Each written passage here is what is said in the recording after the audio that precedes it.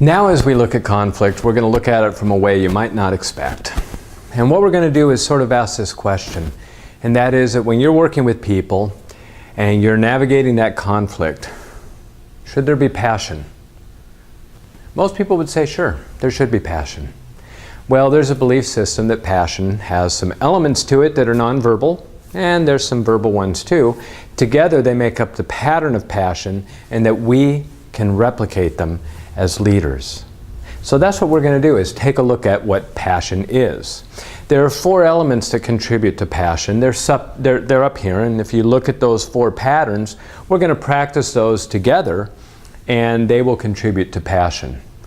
The first one is this idea of a beat gesture. And that is that any time you want to be passionate, one of the things you can do is start to move your hand with each word. When you do that, people begin to think that what you have to say is important, and they'll start paying attention to it. The second element in thinking about passion is the idea that when you add the beat gesture, with a pause, that's the second piece that contributes to that. Now the next one is this idea of slowing your voice pace down.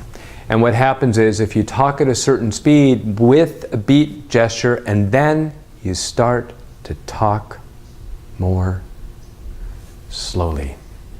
With a whisper, the 4th pattern, those 4 together contribute to making up the perception from a group that you're being passionate. A couple of things.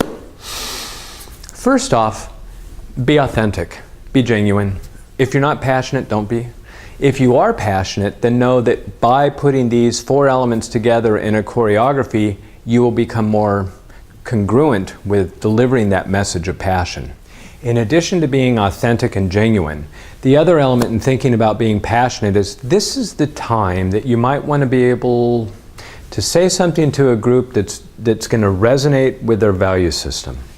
So it might be something like, well, I'm going to put 2 things together. I'm going to put together an issue, and then I'm going to be passionate about a value. Just a simple short snippet. What we have here is a challenge of how we can increase the test scores and learning of our students. And what we know is that when we think about the difference that we make in students' lives, it's part of what brings us here. It's that idea that we contribute to their learning, to their life. So that's one of the ideas of passion. You just sort of put those 4 patterns together. Slow and dramatic. Those elements make up passion. Now the reason they do is because, as you know, our brain detects shifts in patterns. And the more patterns that we shift at any given time, the more the brain will pay attention. So by doing a beat gesture, which is a shift change, by doing a pause, that's another one, by taking our pace and beginning to slow it down, that's the third, and then when we drop it, to a whisper. We got 4 patterns there.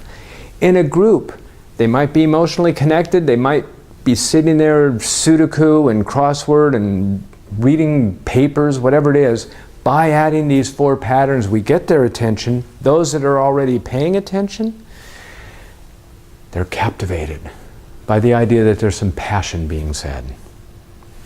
So that's the element of passion, adding that to the idea of how you might navigate conflict, in this case in a very positive way, by tapping into the emotional state that people bring with them at these meetings.